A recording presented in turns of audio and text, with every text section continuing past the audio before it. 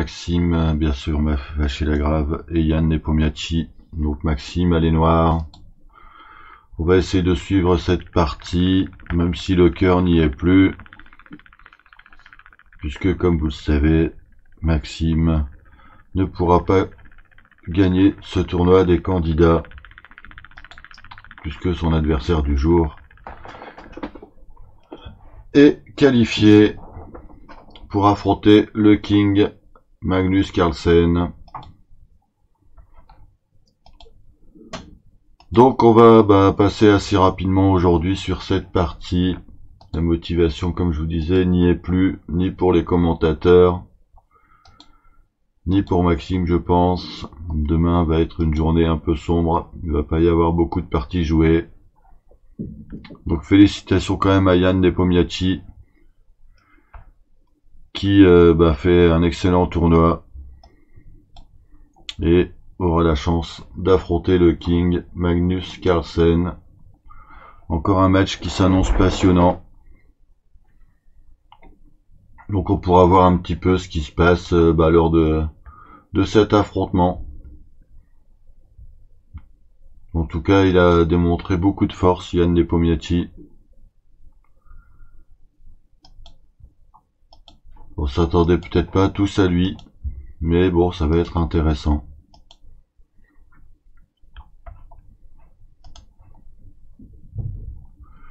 Alors, allons-y pour cette partie. Bonsoir à ceux qui sont là. Donc, juste avant cette ronde, Nepomniachtchi était quand même très bien placé. Et donc, il n'avait pas non plus à prendre des risques incroyables. Donc, il a décidé de jouer cavalier F3. Salut Paul, bonsoir à toi.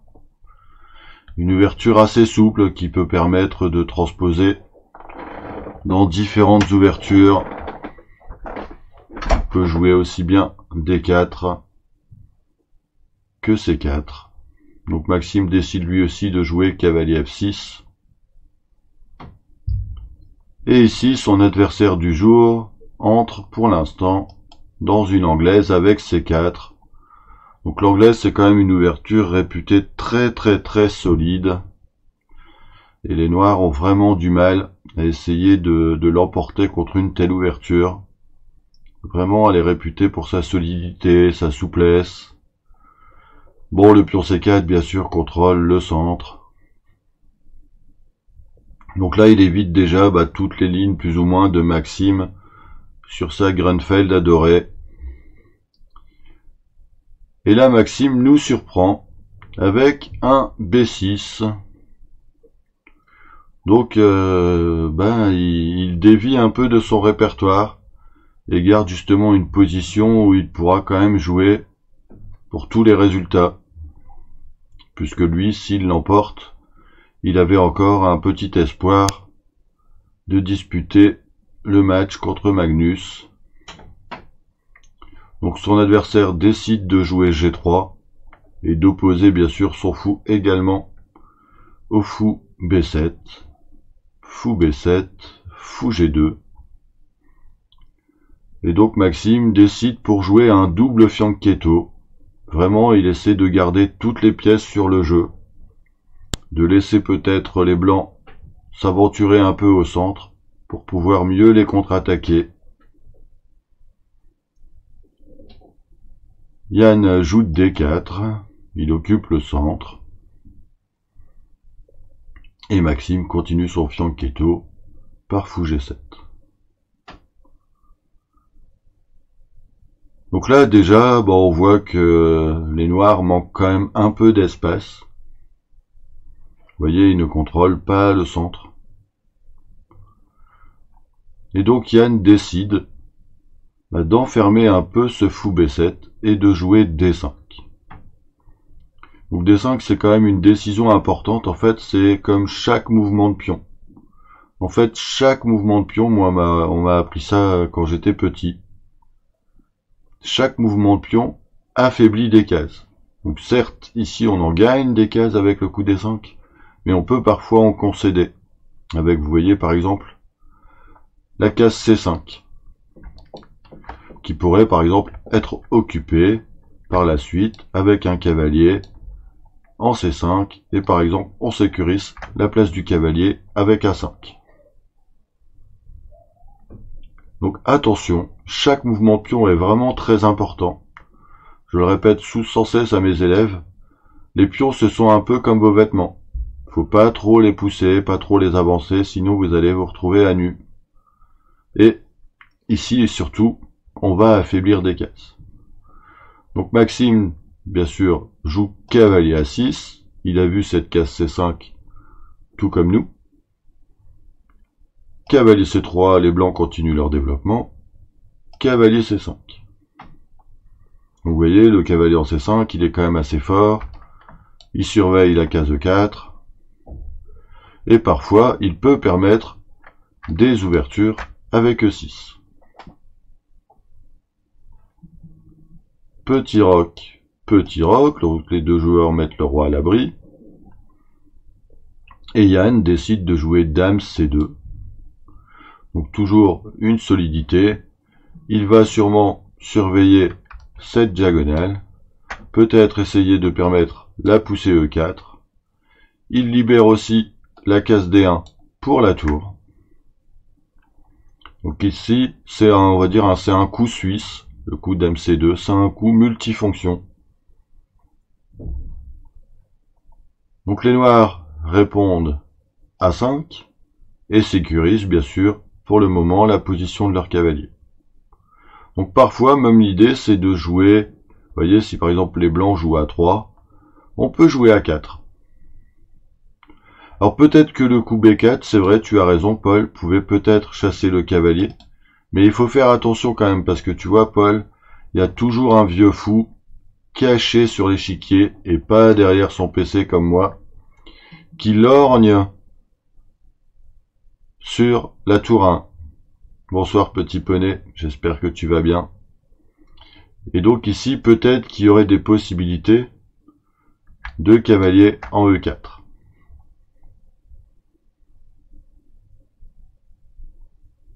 Vous voyez, avec le clouage du cavalier C3. Donc je reviens sur la partie dame C2, mais bien, belle question, Paul, tu as eu raison de la poser. A5, tour D1. Et donc là, Maxime, il manque un peu d'espace et il essaie de réveiller un peu ses pièces. Alors c'est un peu bizarre le coup qu'il va jouer, c'est cavalier E8. Alors en général, je sais pas si vous êtes comme moi je suis pas très fan de ce coup, de ce genre de coup, pardon. J'ai toujours tendance à dire que si l'on revient sur la 8e rangée, c'est souvent parce qu'on essaie de replacer les pièces pour faire une nouvelle partie. Alors attention, bon, j'irai pas jusque là dans cette partie, puisque Maxime avait sûrement une idée d'activer son fou, et peut-être de recycler son cavalier en D6 pour ne pas justement obstruer la diagonale du fou. Mais cavalier 8, bon, c'est un peu bizarre. Alors bien sûr, il essaie un peu de peut-être de provoquer, de titiller les blancs pour que justement ils s'emballent et offrent des chances de contre-attaque. Mais Yann n'est pas comme ça en fait, hein. Les blancs, ils sont quand même en tête du championnat. Ils vont pas tout foutre en l'air. Et donc ils décident de jouer fou F4. Bon, qui est quand même un bon coup de développement. On voit bien que les pièces blanches sont quand même bien plus harmonieuses que les pièces noires. Bon, le fou B7, on n'en commandera pas un comme ça au Père Noël cette année, hein. Et bon, vous voyez, même les pièces lourdes, elles sont pas très actives pour le moment. Donc, bon, il décide de jouer cavalier D6, ça c'est ce que je vous avais dit dans la semaine. Le grand maître Tchouchilov disait que si on avait joué A, donc cavalier E8, c'était pour jouer B, cavalier D6. Donc il continue son idée. Il attaque le pion C4 et B3. Donc il a sûrement considéré, Maxime, que c'était un affaiblissement un peu de jouer B3 et que ça pouvait peut-être profiter à un moment au fou G7. Donc ici, il décide de jouer tour 8, d'améliorer le placement de sa tour, et sûrement on sent qu'il y a une idée qui va bientôt germer, c'est d'essayer de jouer E6 et d'exploser tout ce centre.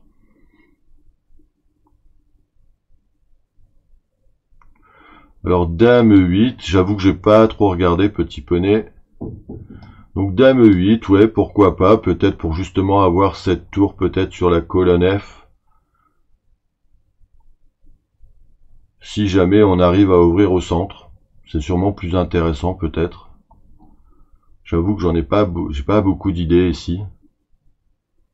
D'accord, de jouer, donc le petit poney nous dit que peut-être jouer F5 et E5 pour gagner un temps justement sur les fous E5, ce qui va se passer dans la partie. Ouais, ça peut être une idée intéressante. Mais je sais pas si sur dame E8, fou E5 n'est pas jouable quand même.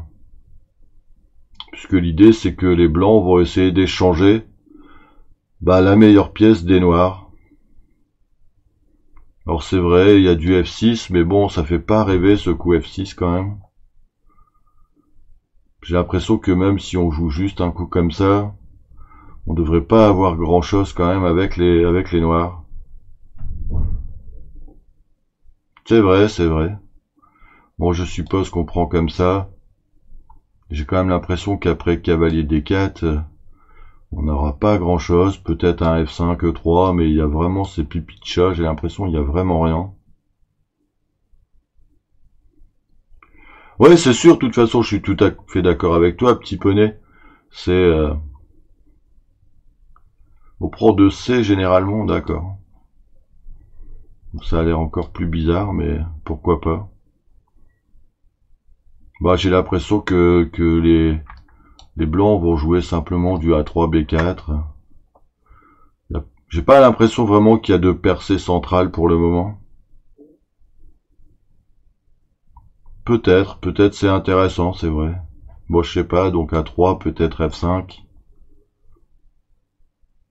Je sais pas, peut-être tour à B1.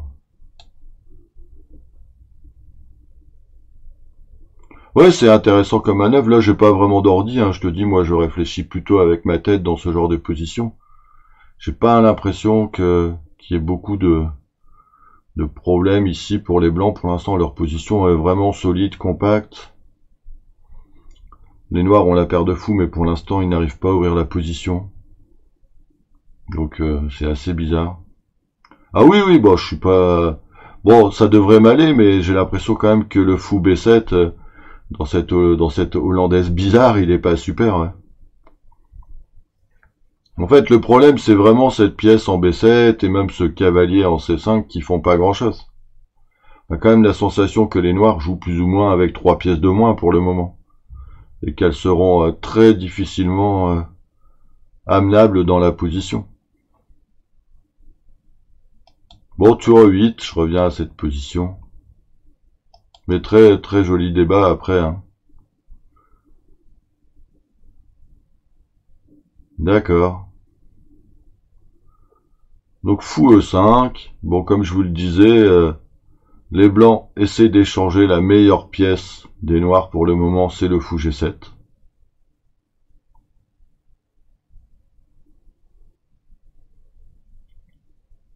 E6. Alors bon, bien sûr, là, c'est déjà un peu compliqué, hein, de toute façon. Je pense qu'il a tenté un peu les blancs à jouer fou prend D6 pour avoir un peu de jeu avec la paire de fous. Mais la provocation n'a pas vraiment abouti puisque les blancs ont joué simplement fou prend G7. Roi prend G7. Tour A, B1, vous voyez, il prépare le plan tranquillement de A3, B4. E5, donc Maxime essaie plus ou moins, on va dire, de fermer la position pour essayer de faire jouer ses cavaliers, mais ici, que faire d'autre? De toute façon que E5, c'est difficile de trouver un coup qui permette une attaque. Peut-être du F5 quand même pour espérer gagner la case E4 et peut-être jouer E5 avec le duo de pions. Mais voyez, ce fou B7, il est tellement moche, tellement horrible, hein. Je vous dis, on n'en rêve pas de ce fou, hein. E5. cavalier D2, donc vous voyez, il prépare tranquillement bien sûr l'arrivée des pièces.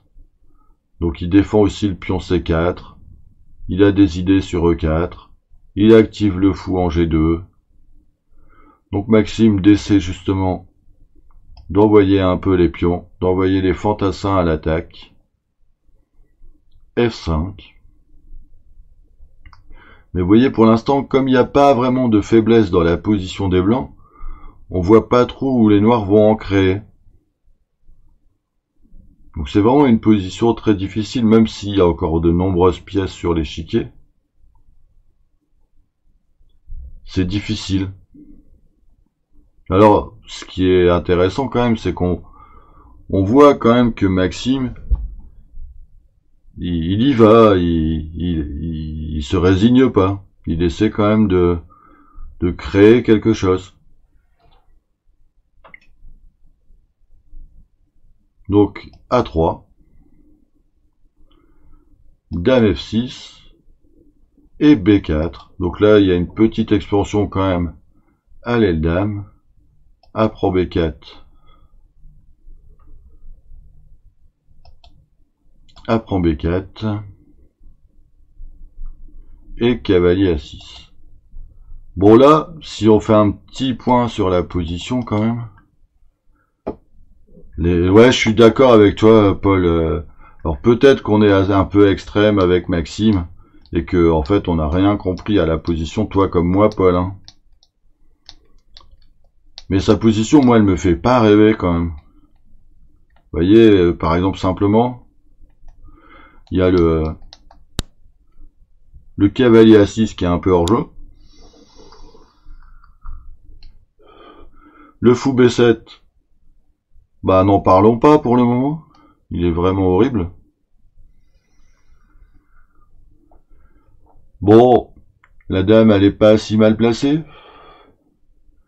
La tour A8, bah pour l'instant, elle tape un peu dans le vide sur cette colonne-là.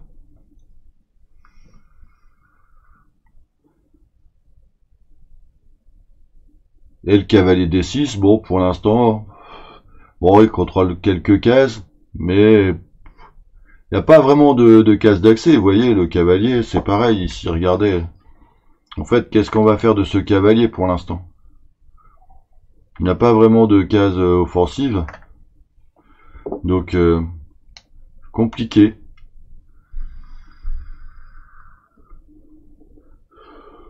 Ouais, c'est intéressant, justement, toutes vos idées, petit poney avec H5, etc. C'est intéressant. Mais ce que je veux t'expliquer par là, petit poney, attention, je le répète, hein, je ne dénigre pas le jeu de Maxime. Je dis juste que là, la position des blancs, pour l'instant, il n'y a pas de réelle faiblesse. Bah, l'idée, c'est peut-être H5 pour jouer H4, tu vois, Paul, et essayer d'ouvrir la colonne H avec des idées de tour H8 et peut-être une offensive. Peut-être même à un moment, je sais pas, du E4, F4. Le problème, c'est qu'on va attaquer avec deux pièces.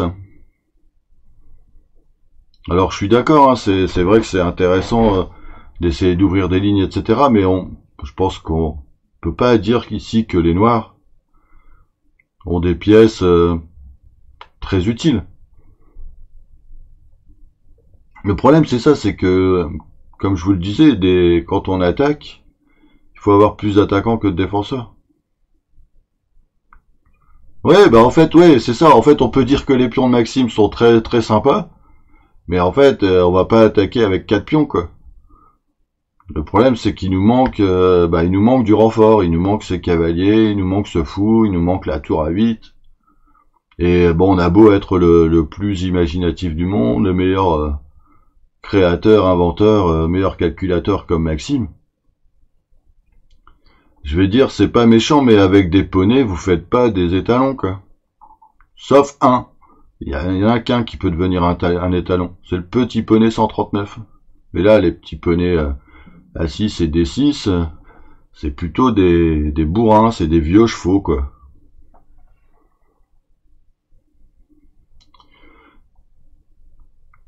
Et donc, bon, ici, j'ai cru comprendre que beaucoup disaient que qu'à première vue, Yann aurait raté un coup ici. Alors moi, je trouve que le coup qu'il a joué, il est très intéressant. Et ouais, merci, petit poney. Et ici, en fait, il y en a beaucoup, d'après ce que j'ai cru comprendre, qui disaient que le coup C5 donnait un avantage décisif à Yann Nepomniachtchi. Alors je sais pas vraiment du tout ce que ça donnait, parce que là j'ai l'impression quand même que ça donne un pion, pour le moment. Mais pour ce pion, il y a sûrement beaucoup de compensation.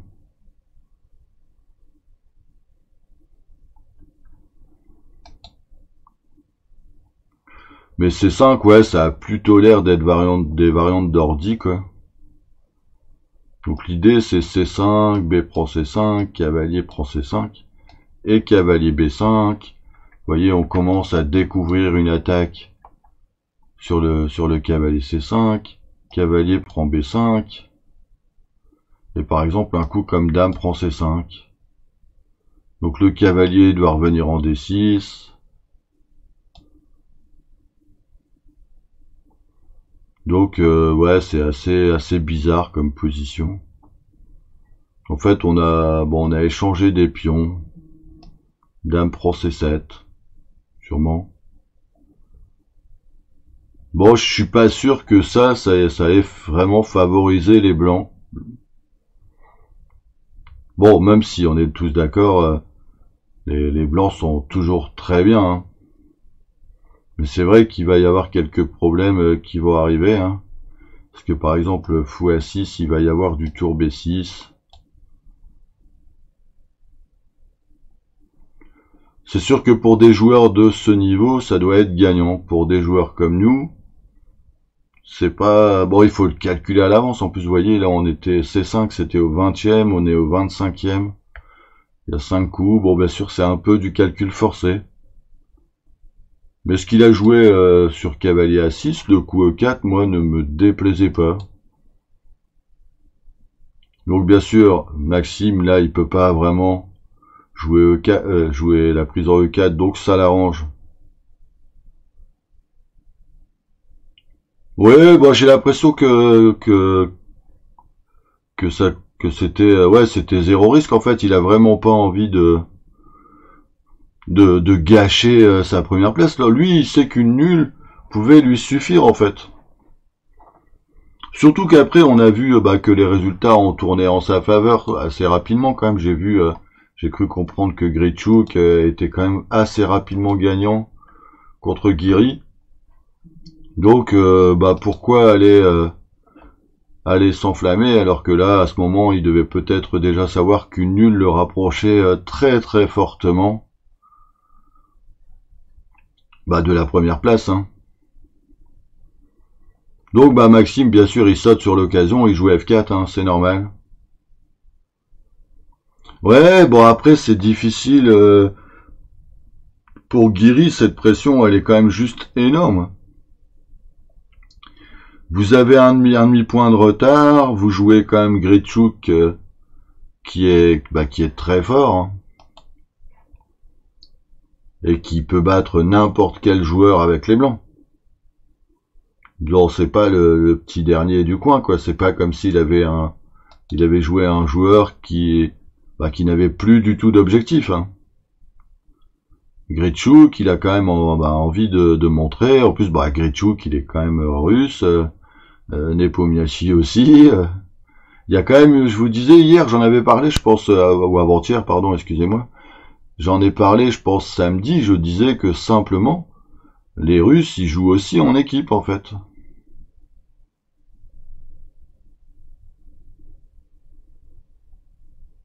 Donc je pense que voilà, ils s'attendaient pas à ça, et donc les blancs ont joué vraiment la tranquillité, hein. Donc cavalier E2, vous voyez, ils choisissent pas vraiment de coups engageants, alors qu'ici il y avait peut-être des coups engageants. Par exemple, il y avait peut-être je vais dire un truc peut-être bête, du cavalier A4 pour jouer C5. En fait, on dit qu'on s'en fiche un peu de l'aile roi et on essaie de jouer là où on est le plus fort. Vous voyez, parce que normalement ici, ça je sais pas si je vous l'ai déjà dit dans les parties, mais c'est un conseil. Normalement, on joue là où on est le plus fort. Donc comme ici, les blancs sont quand même très forts à l'aile dame, ils auraient dû jouer de ce côté-là. Mais là, comme là, le résultat est pas vraiment... Il n'est pas vraiment obligé de gagner, c'est ça qu'il a à l'esprit en fait. Ben, il essaie de limiter le contre-jeu adverse. Bon, donc cavalier E2, c'est pas un coup fumant, hein. Bon, prise en G3, là il faut prendre une décision de toute façon. Prise en G3. Et donc Maxime essaie de jouer C5, et ça c'est quand même bien joué, puisqu'il va bloquer un peu le C5 adverse. Donc c'est ce qu'on disait aussi justement dans les rondes précédentes. Ben, quand votre adversaire a envie de jouer un coup, regardez si vous pouvez pas le jouer avant lui.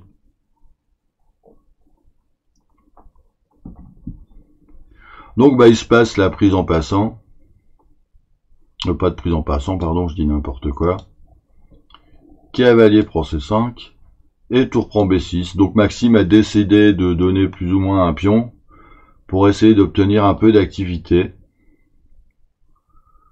Donc il joue là un très joli coup, je trouve que c'est assez marrant. Un dame D8.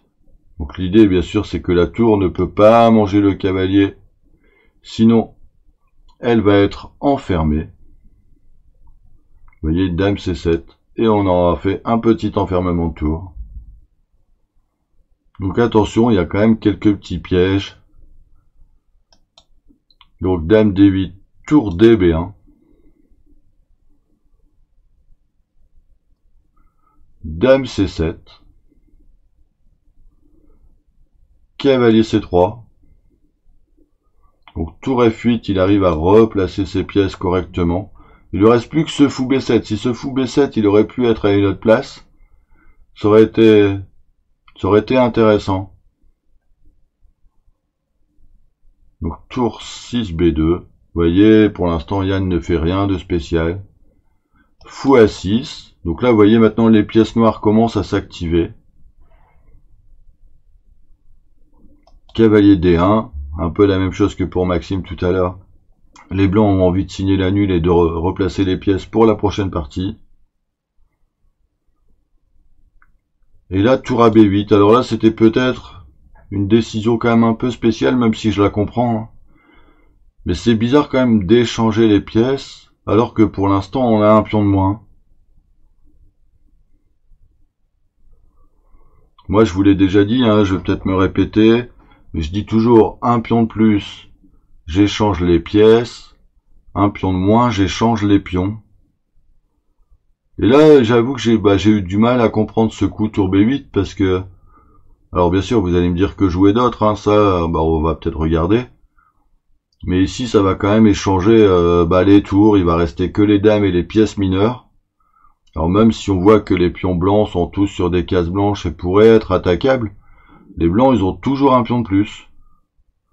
D'accord, donc je confirme un peu ce qu'a dit Maxime. Alors s'il joue tour à B8, c'est pour faire nul. Alors bien sûr, que faire? Peut-être, je sais pas, peut-être du cavalier F7. On essaie de recycler les pièces de l'autre côté. Bon, c'est une idée. Après, je pense que oui, tour à B8, c'était signé pour la nulle. Ah, il y avait encore votre H5 favori. Ouais, H5, c'est toujours un coup intéressant, puisqu'il n'y a plus beaucoup de pions à l'aile roi. Les pièces blanches sont un peu monopolisées à l'aile dame. Les pièces noires, elles peuvent arriver quand même assez rapidement. Les tours, la dame, peut-être. Sûrement une idée intéressante aussi. Mais bon, la tour B8, vous voyez, on va le regarder, hein, mais tour prend B8, tour prend B8, dame prend B8. Bon, dame B2, vous voyez, on se retrouve dans une finale de pièces mineures. Bon, là, sauf miracle, je vois pas du tout comment les blancs peuvent perdre ça. Je pense que c'est juste impossible à ce niveau. Donc cavalier C8, bon, roi F2, le roi il va se centraliser, cavalier B6, fou F1, on protège, surprotège C4, D6, roi E3, allez, on surprotège E4, roi F6, fou E2, roi E7, donc cavalier B1. Là, on voit qu'en fait, il joue des coups plus ou moins d'attente, hein. Bon, et là, en fait, les deux joueurs jouent vraiment pour faire nul tous les deux. Il n'y a plus vraiment de grand-chose à regarder. Vous voyez, fou C8, quai C3, fou D7, fou D1, fou E8, fou C2. On attend chacun de son côté. Ça me fait penser à certains matchs de foot où, en fait, le 0-0 contente les deux équipes et ils sont capables, pendant 20 minutes, de se faire une passe à 10. Donc là, chaque pièce, chaque camp se fait des passes. Chacun a son ballon. Et la nulle est signée. Oui, en fait, le concept de surprotection, alors c'était ici, excuse-moi petit poney, t'as raison de poser des questions, c'est très très bien ce que tu fais. Tu vois ici, par exemple, quand on a joué fou F1, en fait, le pion C4 était attaqué 2 fois, défendu 2 fois, et en fait, on l'a défendu une 3e fois. Donc une fois encore de plus que l'adversaire, alors que celui-ci, pour l'instant, ne peut pas l'attaquer.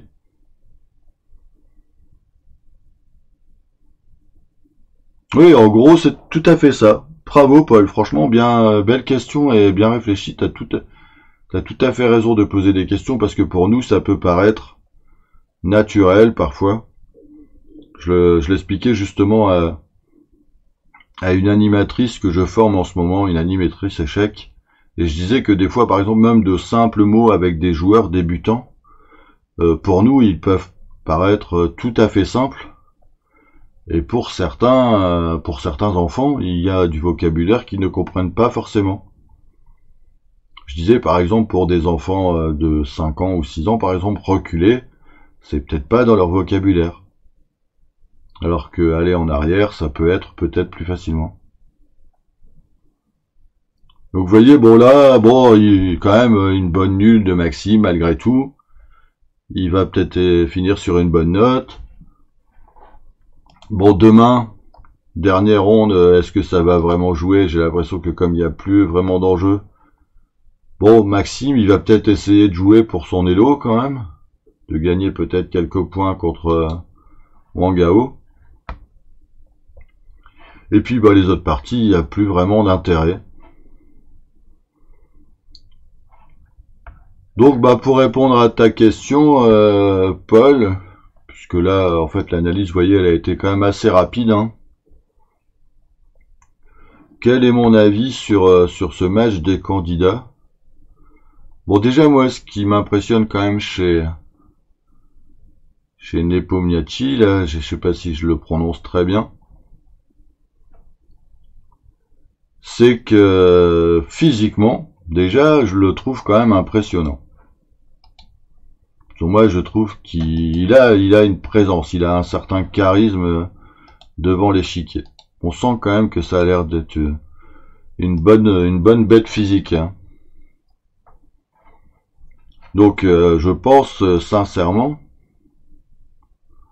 que de ce côté-là, il va pouvoir rivaliser avec Magnus, qui est quand même aussi un bel athlète, hein. Maintenant, vous voyez, c'est des matchs qui sont longs, qui sont quand même très longs. Alors, il a aussi, entre guillemets, l'avantage peut-être d'être russe aussi. Donc, est-ce qu'il aura... Je pense qu'il aura aussi une équipe très compétente. Donc ça, je pense que j'ai aucun doute là-dessus. On sent quand même que mentalement aussi, il peut être fort. Alors peut-être des fois, ça peut être aussi... je sais pas, alors attention, là, j'hypothèse, hein, c'est que mon avis personnel. Peut-être que des fois aussi, il a trop confiance. Il surjoue peut-être. Parce que Magnus, il est encore plus malin que tous les autres. De toute façon, c'est simple. Magnus, c'est quasiment le plus fort dans tous les compartiments du jeu. Mais Magnus, il a aussi ses faiblesses. C'est-à-dire que on sent, je le sens des fois, qui peut tilter. C'est-à-dire que, comme nous, des fois, quand on fait une mauvaise partie, s'il en perd une, il a des fois du mal à repartir, quoi. En fait, il va peut-être falloir jouer le mental, un peu comme Caruana l'avait fait. Moi, je sais pas si on se connaissait pas encore, Paul, Petit Poney, etc. Mais moi, j'étais allé voir j'avais eu la chance d'aller voir une ronde du match Caruana Carlsen à Londres. Et Caruana, quand même, il a fait douter Carlsen. Je pense qu'il l'a fait douter fortement parce que il y a aucune partie qui était décisive quasiment. Et donc au plus longtemps il va tenir cette solidité, peut-être il va pouvoir mettre en difficulté Magnus.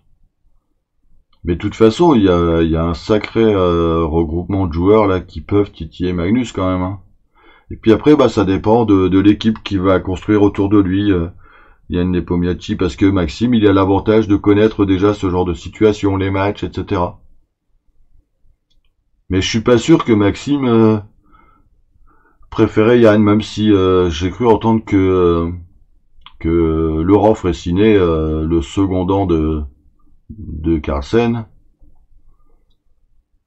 disait que en fait il aimerait bien justement un fort adversaire.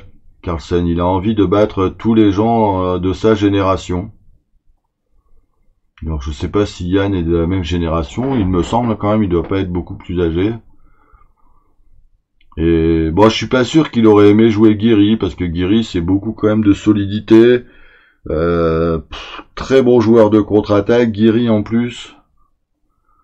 Donc difficile. Ouais, je crois que c'est à peu près la même année que Magnus et Maxime, hein. Puisque Maxime, il est né, dans mes souvenirs, dans les années 90, hein. Donc si j'ai bien compris ce que disait Laurent Fraissinet, si j'ai bien écouté ma leçon, il disait qu'il avait envie de l'affronter. Donc en fait, pourquoi? Parce que Magnus, il disait que c'était un des derniers de la génération qui n'avait pas joué, qui n'avait pas vraiment affronté ou battu souvent. Donc ça va être intéressant, je pense. De toute façon, les matchs de championnat du monde, c'est toujours très intéressant. Donc moi, je trouve que c'est toujours intéressant. Le dernier, je vous dis, j'avais eu la chance d'aller à Londres en VIP avec un ami qui m'avait offert la place. C'était juste génial. J'ai eu l'occasion de discuter avec Judith Polgar, etc. C'était juste magnifique. Donc c'est un super souvenir. Même magnifique souvenir. C'était juste, je le répète, mais c'était juste fantastique. Avoir l'occasion d'aller sur place et de voir ces joueurs, c'est juste du bonheur en fait, hein. Alors bon, là, il faudra voir où va se jouer ce match, etc. Mais je vous conseille un jour, si vous avez la chance, d'aller voir ce genre de spectacle, hein. C'est juste magnifique, vraiment.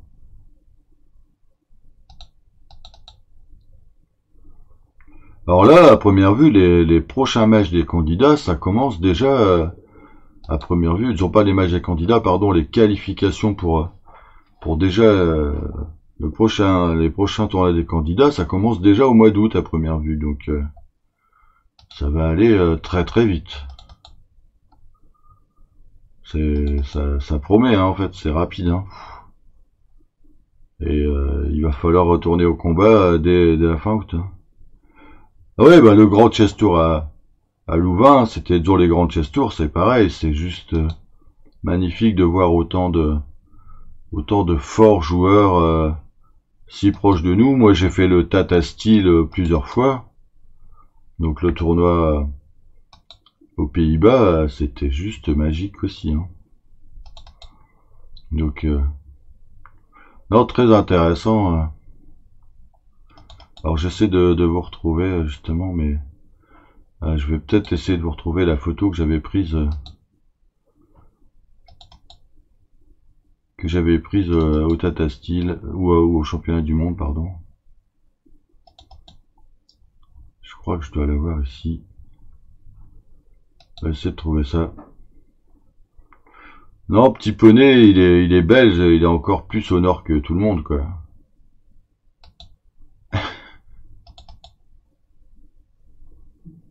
C'est un Petit Poney, il est encore plus au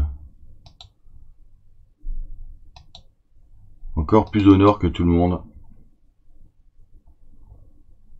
Bon, j'essaierai de vous retrouver les photos. Ah bah, je l'ai retrouvé, je pense. Hop, on va essayer de vous montrer ça.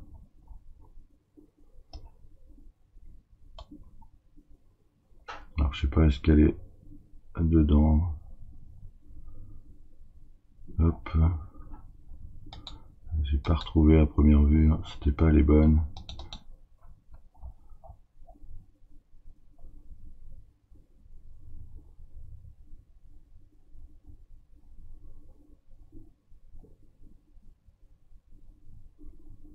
Non,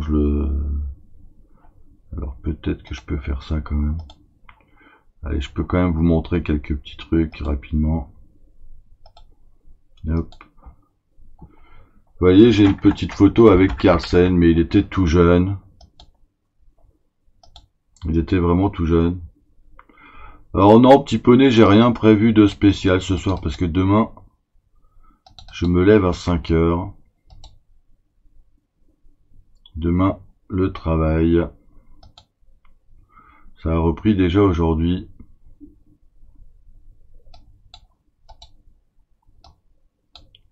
Donc, pas facile. Ça va être dur le réveil. Ça va être très très dur même. Non, je suis pas retourné au centre social. Aujourd'hui, je travaillais dans une école. Vous voyez, le petit Carlsen. Il était tout jeune.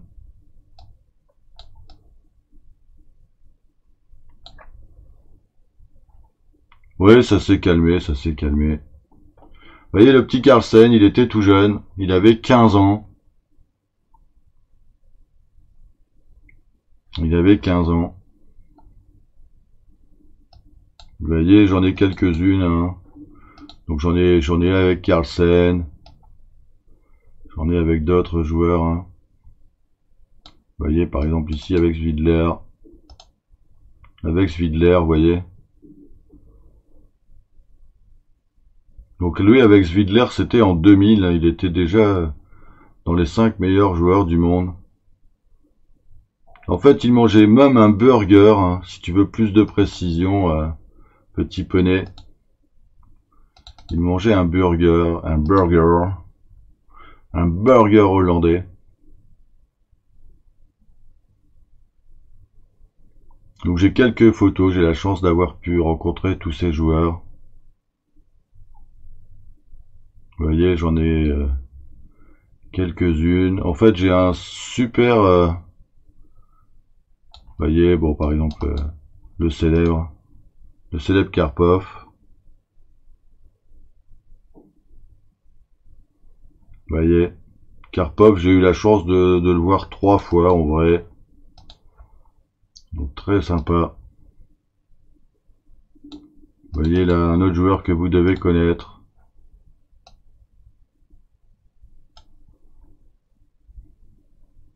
Bonsoir magicien, vous voyez, avec Anan. Donc ouais, j'en ai quelques-unes comme ça dans ma bibliothèque. Alors c'est celle-ci par exemple, c'est une de mes préférées. Alors il faut que je la diminue, excusez-moi, hein, je fais ça en direct. Voyez, regardez avec qui. Oh là là, j'ai fait n'importe quoi. Allez, regardez avec qui. avec le célèbre David Bronstein. Hop, on va modifier un peu tout ça, excusez-moi, je suis pas le roi du OBS. Voyez. Bonsoir Kramnik. Pour moi, son prénom, c'est Viswanathan. Donc avec Bronstein, alors j'ai une super anecdote. Lui, je l'ai joué en 1993 à Bruxelles. Dans un rapide en 30 minutes. Donc ce joueur, c'est David Bronstein, quand même. Et j'avais fait match nul contre lui, j'avais 19 ans. J'ai fait nul, ouais. Et en fait, j'avais les noirs et j'ai joué E5 alors que je jouais pas E5 sur E4. Juste pour qu'il me joue un Gambirois. Et il m'a joué un Gambirois et j'ai eu 2 pions de plus dans une finale de tour. Et j'ai dû réclamer à l'arbitre la nulle parce qu'il voulait pas me l'accorder.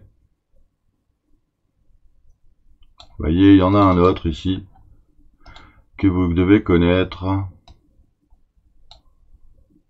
Je pense que vous le connaissez aussi. Alors il faut que je diminue la taille de la photo, excusez-moi. Ouh là là là là là là, elle fait 3 tonnes et demie. Ouh là là là là là là, c'est pas possible. Moi je vais changer la photo parce que là, c'est pas possible du tout. C'était Kramnik.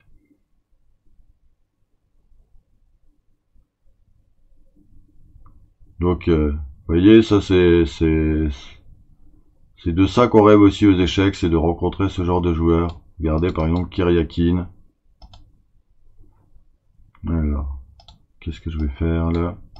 Ouh là là là là là, le stream il va être bizarre. Bon, on va supprimer ça, c'est pas grave. Hop. Donc, non, en fait, l'histoire avec Bronstein, en fait, il ne voulait pas me faire tomber autant. En fait, il ne voulait pas me faire tomber autant. L'anecdote, elle est assez géniale. C'est, bien sûr, Petit Poney. Surtout quand j'aurais pris ma bulle. L'histoire avec Bronstein, elle est même plus sympa que ça. Donc, en plus, si vous voulez, un jour, je vous montrerai la partie parce que j'avais noté quand même, je crois, les 30 premiers coups. Vous voyez là, avec une petite Judith Polgar. Alors j'ai la chance d'avoir d'autres photos avec Judith. Hein. Oui. J'en ai quelques autres avec Judith. Et donc je termine l'histoire avec Bronstein. En fait, il a voulu vérifier si en fait je respectais plus les règles du jeu que le champion. Et ça c'est incroyable, en fait il s'attendait, il voulait juste voir si j'allais appeler l'arbitre et réclamer la nulle pour justement voir si je respectais plus le joueur ou les règles du jeu. Et donc là, Petit Poney, tu vas rigoler, je pense, parce que c'est une photo qui va te faire bien rire, à mon avis. Ce sera la dernière pour ce soir de photos. Hein. Hop, on va réussir à y arriver. Allez, on diminue tout ça. Désolé pour cette magie, mais les photos sont beaucoup trop grandes. Ouh là là là là là là. Allez, ça va arriver. À votre avis, qui sera sur cette photo? Je vous laisse deviner. Tu n'as pas compris quoi, Petit Poney?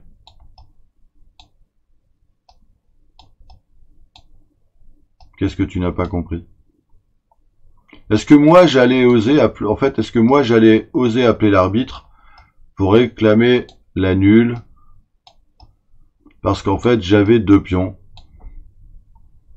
de plus dans une finale de tour. Et donc, en fait, vous pouvez réclamer l'article 10.2 du livre de l'arbitre qui, en fait, veut dire que si vous réclamez la nulle, en fait, l'arbitre va venir voir. Il n'est pas obligé de prendre sa décision tout de suite. Il va regarder si votre adversaire joue vraiment pour gagner ou s'il joue seulement pour vous faire tomber. Et donc là, en fait, il a décidé. Parce que il me restait 5 secondes à la pendule, petit poney.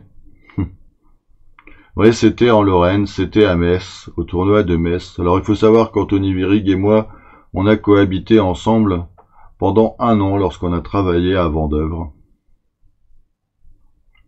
Et Tigrane, on est amis depuis une bonne quinzaine d'années. Donc, ce sont de très bons amis. Oui, mais en fait, normalement, dans les 2 dernières minutes, je sais pas si tu connais cette règle, petit poney. Dans les 2 dernières minutes, tu peux demander à réclamer à l'arbitre la nulle si tu penses que tu es dans une position et que l'adversaire ne peut remporter par des moyens légaux. Et donc, ici, comme j'avais roi tour de pion contre roi tour, il voyait bien en fait que le GMI voulait me faire tomber. Et en fait, quand j'ai appelé l'arbitre, Monsieur Bronstein m'a directement serré la main et félicité pour ma nulle. Et c'est là qu'il m'a dit, John, je voulais voir si tu allais respecter plus les règles du jeu que mon titre de champion. Et donc c'est rigolo parce que je vous ai dit, je l'ai rencontré en 93 au tournoi de Bruxelles. Et je l'ai revu en 2000. Et en 2000, en fait, je l'ai vu au Cap d'Agde. Au Cap d'Agde, pardon. Et donc, j'ai voulu prendre une photo avec lui, celle que je vous ai montrée. Et il m'a dit, mais je me souviens de toi. T'es le John qui m'avait forcé à faire la lune en appelant l'arbitre. Et j'ai trouvé ça incroyable qu'il ait cette mémoire. Puisque, en fait, il a sûrement affronté des milliers d'adversaires. Et c'est là qu'on voit aussi justement la force de ces joueurs, c'est qu'ils sont capables justement de se souvenir de tous. Moi je vois par exemple Judith Polgar, j'ai eu la chance de faire 3 photos avec elle, hein. Une au Cap d'Agde en 2000, une en 2018 au championnat du monde à Londres, puisqu'elle était commentatrice. Et une, je crois, en 2016 au Tata Steel. En fait, ce qui est rigolo, c'est que la dernière fois au championnat du monde, elle m'a dit vous avez assez de photos de nous. Ce qui est quand même incroyable parce qu'elle s'est rendue compte, alors je sais pas comment elle fait, si elle a cette mémoire photogénique, photographique. En fait, elle se souvenait que j'avais déjà demandé plusieurs fois une photo avec elle. Ou alors elle me l'a vu poster sur les réseaux sociaux.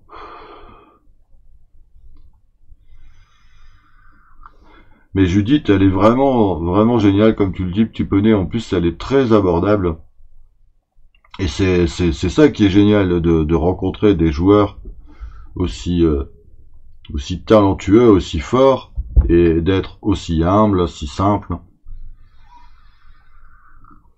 Je sais pas si... Je vous montrerai un jour, j'ai un joli polo ici, joli maillot encadré, avec 13 des 14 autographes des plus forts joueurs du monde en 2000. Donc j'ai ce t-shirt dédicacé. Il me manquait notre ami Kasparov.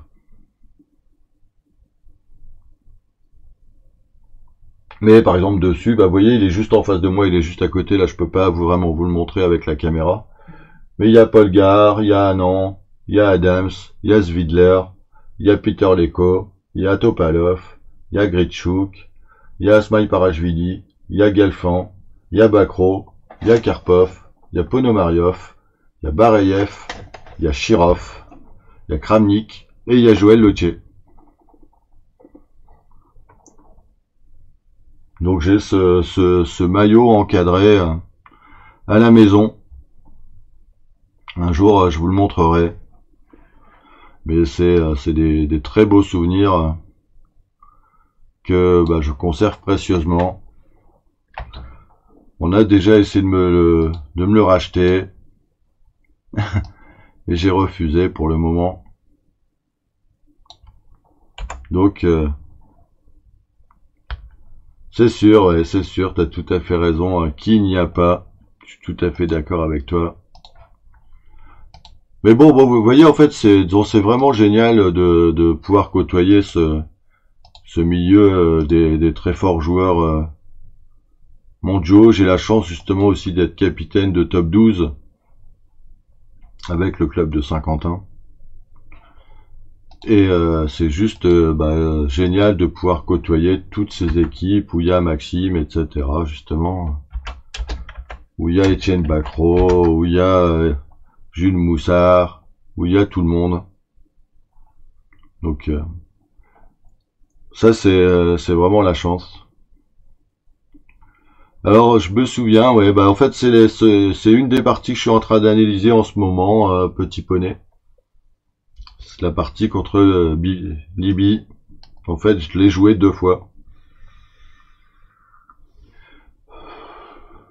Alors en plus, dans la deuxième partie, il m'avait bien massacré. Et en fait, j'ai quand même eu ma chance à un moment. J'ai raté une occasion dans le top 12. Donc, mais la première partie que je vous montrerai, c'est ma plus belle partie, je pense, d'échecs. Oui, tout à fait. Quelle mémoire, Petit Poney. Ah bah super, Paul, on n'est pas très loin. Un de ces jours, on aura peut-être l'occasion de se rencontrer. Je l'espère, en tout cas. Bon, je crois que je vais faire un ou deux blitz pas longtemps avant d'aller me coucher, en espérant jouer un peu mieux que dimanche, où je me suis fait plus que marabouter là. Allez, j'en fais un ou deux, je commente, et après dodo. Désolé, je vais pas trop tarder ce soir. Allez, c'est parti. Alors j'ai joué des Moras dimanche, finalement. Donc je vais rejouer des Moras. Alors E5, c'est intéressant. Alors ici, qu'est-ce qu'on joue? Faut que je me souvienne.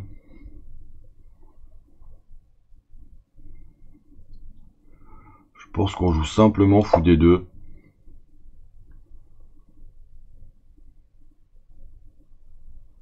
Ouais, j'ai joué un Mora, mais je le joue plus trop. Hein. Petit Poney, je ne le joue plus trop. Là, je pense qu'il doit prendre en D4. Mais je ne joue plus trop le Mora, en fait. Je commence à vieillir.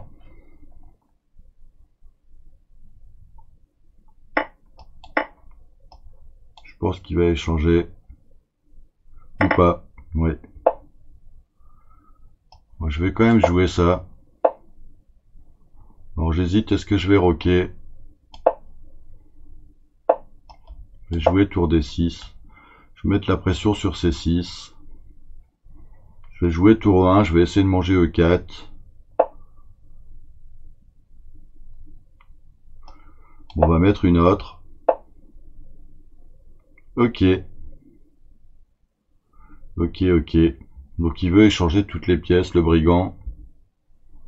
Ça sent la nulle à plein nez.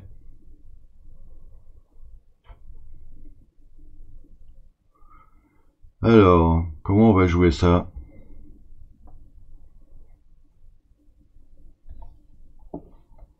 Comment je vais jouer ça?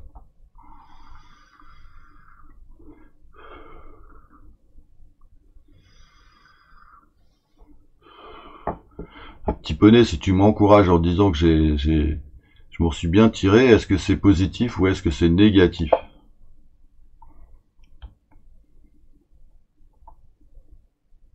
Parce que j'ai l'impression que ta remarque était négative là. Hein.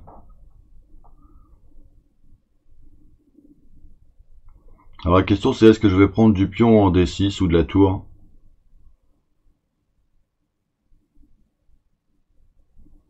Je pense que je vais garder une tour.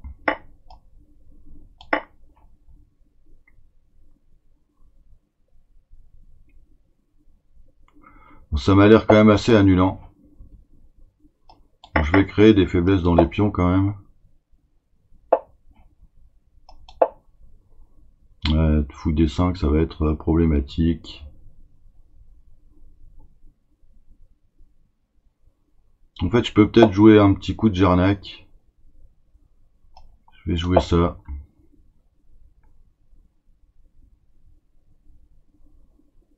En fait, mon idée, c'est de jouer tour D4 sur fou D5, de faire tour prend D5.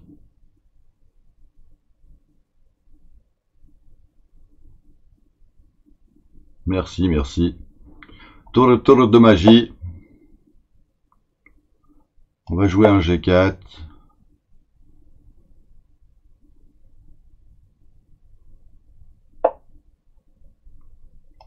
On va avancer le roi.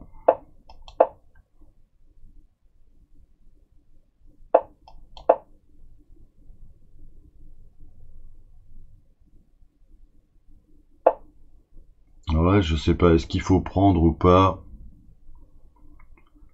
Je me demande si je peux pas quand même passer de l'autre côté. De jouer ce fou B. Peut-être jouer comme ça. J'ai été rapide en fait, hein. Je me demande si je peux pas jouer comme ça, tiens.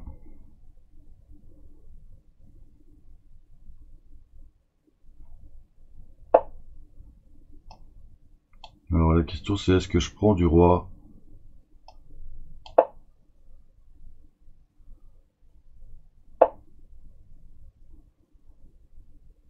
Alors là la question c'est d'aller vite.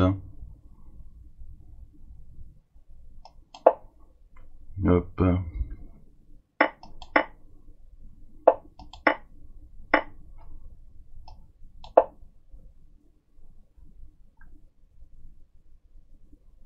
J'ai peut-être pas choisi le bon plan là.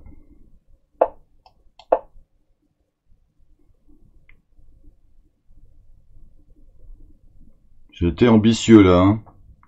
Falloir que je flag.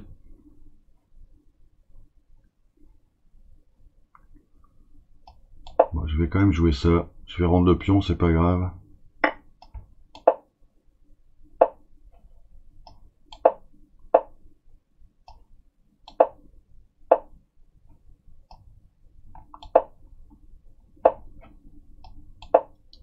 Faire ce petit échec salvateur quand même. Oh là là, quelle horreur! Aïe aïe aïe aïe aïe, joli mat. Oh là là là là. Je me suis fait avoir sur un piège de baboune. Bon bah bravo, hein. Oh là là. Quel joli piège. Champion du monde de plongeon, John Capon. Champion du monde de plongeon.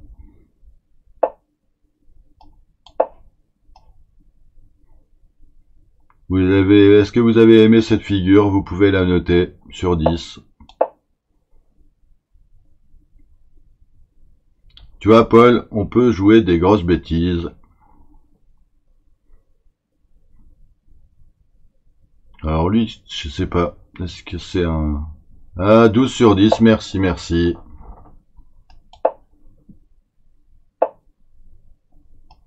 Tu vois, bah tu vois, Paul, je suis là pour te rassurer, justement.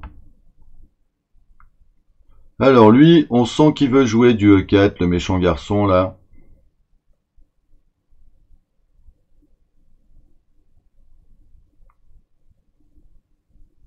Ouais, je me doute, moi j'aime pas du tout pour les noirs. Merci.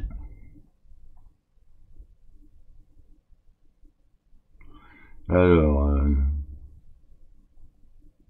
qu'est-ce que je vais faire de beau ici? Vous voyez, des fois je manque d'idées totales, là. Je sens que c'est la fatigue. J'ai pas envie de jouer cavalier E4.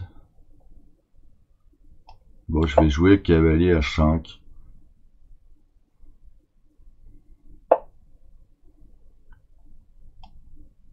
Je vais jouer F4. Si on a avancé le pion F, c'est pour faire quelque chose, hein.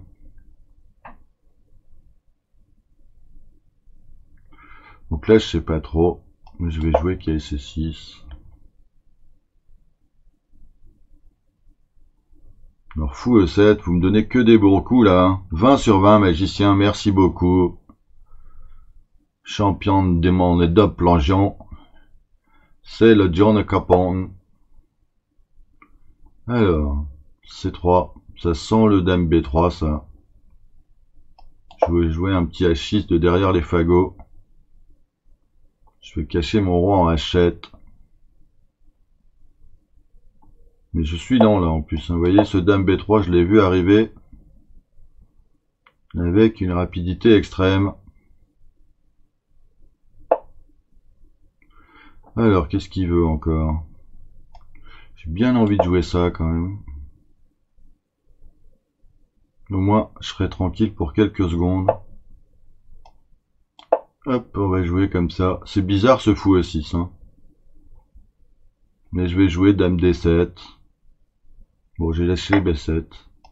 J'ai dit que j'allais jouer Dame D7. C'était un vieux pion, il était âgé.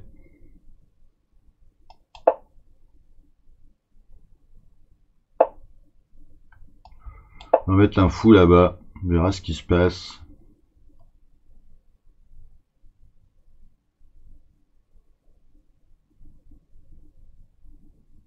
Merci petit poney. Note artistique. Flagleux. J'aime bien ce petit poney. C'est un en fait, je devrais t'appeler tonton flagueur. Et pas tonton flingueur. Bon, moi, je suis petit à 6, je comprends pas, donc... Bon, je comprends toujours pas. Alors maintenant, il faut que je trouve du jeu.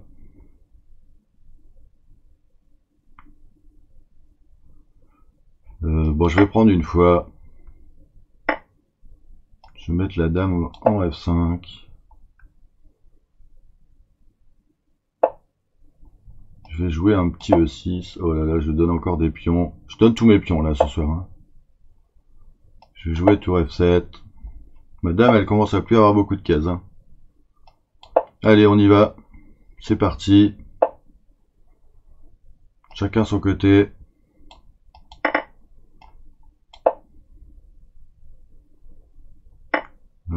J'ai raté G4, F3, je pense.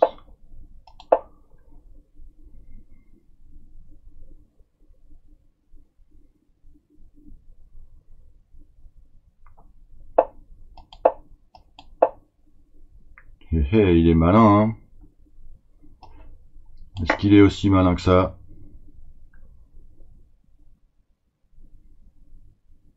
Je ne sais pas.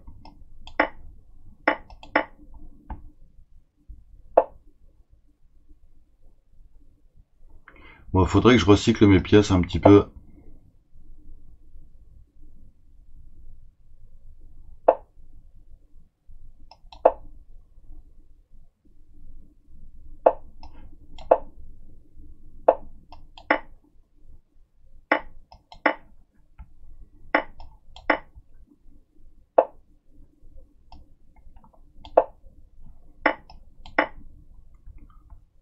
Bon, il doit y avoir du mat quand même bientôt là.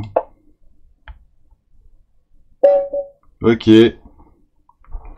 Bon, c'était pas folichon hein, quand même partir de cette position avec les noirs.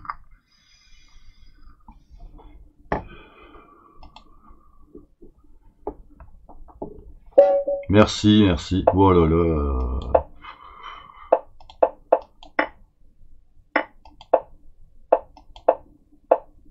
Bonne nuit Paul. À très bientôt. Merci d'avoir été présent encore une fois.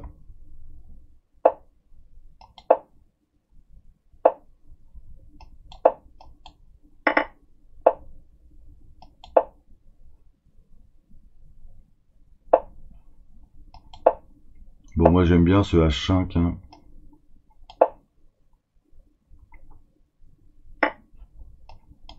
J'aime bien cette position.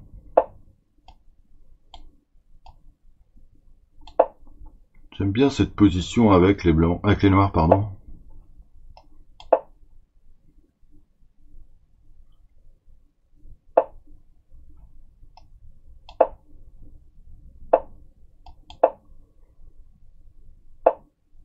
Ouais, c'est ma schématique, c'est clair. Hein.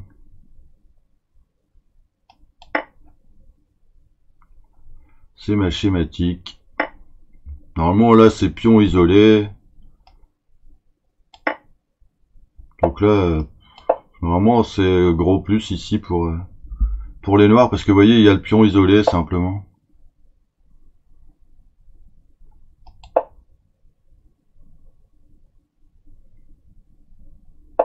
Donc il faut juste faire attention à pas se prendre un piège. Genre, vous voyez, là, je voulais faire attention, il y avait prise en D3.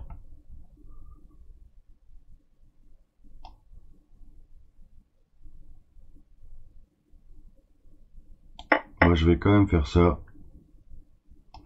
Je vais quand même faire ça. Je vais quand même faire ça.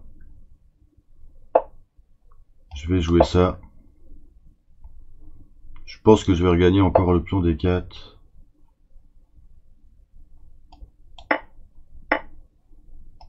Alors là, je dois faire attention quand même. J'ai pas envie de laisser F6. J'ai pas envie de laisser F6, mais je vais lui donner un pion passé.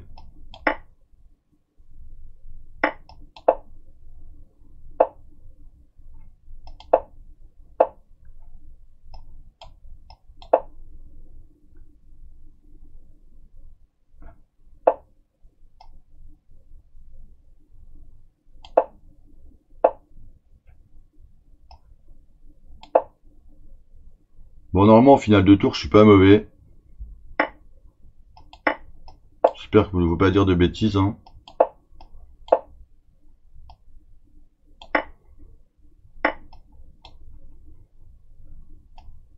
Bon, je vais à dame, hein.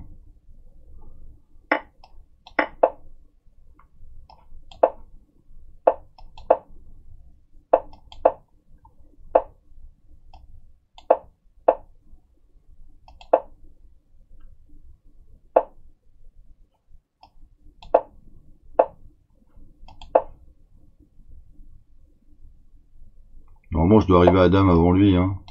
Si j'ai bien calculé.